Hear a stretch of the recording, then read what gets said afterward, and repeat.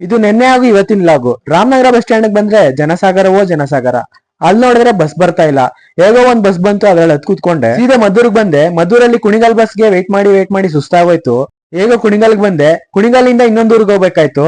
ಆ ಊರು ನನಗೊಸದು, ಬಟ್ ಆ ಊರಿಗೆ ಬಸ್ ವೇಟ್ ಮಾಡೋ ಅವಶ್ಯಕತೆ ಇರಲಿಲ್ಲ. 5 ನಿಮಿಷಕ್ಕೂ ಹೋಗ್ತಿತ್ತು. ಯಾವ ರೂಟಪ್ಪ ಅಂದ್ರೆ ಹಾಸನ್ ಮತ್ತೆ ಮಂಗಳೂರು ರೂಟ್ಗೆ. ಕದಬಳ್ಳಿ ಅಂತ ಒಂದು ಸ್ಟಾಪ್ ಇತ್ತು, ಅಲ್ಲಿ ಇಳ್ಕೊ ಅಂತ ಹೇಳಿದ್ರು. ಹಾಗೆ ಅಲ್ಲೇ ಇಳ್ಕೊಂಡೆ. ನಾನು ಹೋಗೋ ಅಷ್ಟರಲ್ಲಿ ನನ್ ಫ್ರೆಂಡ್ಸ್ ಕೂಡ ಬಂದಿದ್ರು. ಅವ್ರೂರಿಗೆ ಪಿಕಪ್ ಮಾಡಿದ್ರು. ಇಲ್ಲಿ ತನಕ ಏನ್ಕಪ್ಪ ಬಂದೆ ಅಂದ್ರೆ ಗೃಹ ಪ್ರವೇಶಕ್ಕೆ ಬಂದಿದ್ದು. ನಾ ಬರೋ ಹೊತ್ತಿಗೆ 3 ಗಂಟೆ ಆಗಿತ್ತು. ಸೀದಾ ಮನೆಗೆ ಹೋಗ್ದೇನೆ ಸೀದಾ ಊಟಕ್ಕೆ ಹೋದೆ.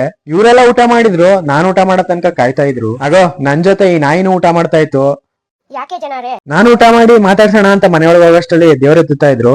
ಹಾಗೆ ಮನೆಯೊಳಗೆ ಹೋದೆ. ಹಾಗೆ ಈ ಮನೆಯ ಚಿಕ್ಕ ಯಜಮಾನ್ರು ಅಂದ್ರೆ ನಮ್ ತಿಲಕ್ನ ಮಾತಾಡಿಸ್ದೆ. ಮನೆ ಓನರು 5 ಅವರ್ಗೆ ಬಂದಿದ್ದೀನಿ ರಾಮನಗರದಿಂದ. ಎಲ್ಲ ಹೋಗೋ ಟೈಮ್ ನಾನು ಬಂದಿದ್ದೀನಿ.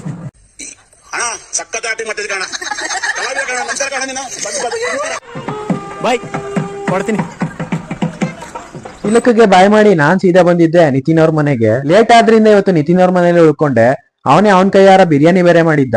ನಾನು ವರ್ಷ ಅದನ್ನ ತಿನ್ಬಿಟ್ಟು ರಿವ್ಯೂ ಬೇರೆ ಕೊಟ್ಟು, ಏನ್ ರಿವ್ಯೂ ಅಂತ ಮಾತ್ರ ಕೇಳಕ್ ಹೋಗ್ಬಿಡಿ. ಹಾಗೆ ಬಿಗ್ ಬಾಸ್ ಸ್ಟಾರ್ಟ್ ಆಗಿತ್ತು. ಬಿಗ್ ಬಾಸ್ ನೋಡ್ಕೊಂಡು ನೆಕ್ಸ್ಟ್ ಡೇ ಬೆಳಗ್ಗೆನೆ ಟಿಫನ್ ಮಾಡ್ಕೊಂಡು ನಾನು ನಿತಿನ್ ಹೊರಟ್ವಿ. ಅವ್ರೂರಿಂದ ಬೆಳ್ಳೂರ್ ಕ್ರಾಸ್ ಬಂದು, ಬೆಳ್ಳೂರ್ ಕ್ರಾಸ್ ಇಂದ ನಾಗಮಂಗ್ಲಕ್ ಬಂದು, ನಾಗಮಂಗ್ಲದಿಂದ ಮಂಡ್ಯಕ್ ಬಂದ್ವಿ. ಮಂಡ್ಯದಲ್ಲಿ ಹಾಗೆ ವಿಶಾಲ್ ಮಾರ್ಟ್ಗೆ ಬಂದೆ. ಅಮ್ಮ ಲಾಗ್ ನೋಡ್ತಾ ಇದ್ರೆ ನಾನೇನೋ ತಗೊಂಡಿಲ್ಲ, ತಲೆ ಕೆಡ್ಸ್ಕೊಬೇಡ. ಆಮೇಲೆ ಸೀದಾ ನಾನು ಬೆಂಗಳೂರು ಬಸ್ ಹತ್ಕೊಂಡು ಕೆಂಗಲ್ ಆಂಜನೇಯ ಸ್ವಾಮಿಗೆ ಒಂದ್ ಕೈ ಮುಕ್ಕೊಂಡು ಸೀದಾ ರಾಮನಗರಕ್ಕೆ ಬಂದೆ. ಇವತ್ತೊಂದು ನೆನ್ನೆದು ಅಷ್ಟೇ ವಿಷಯ.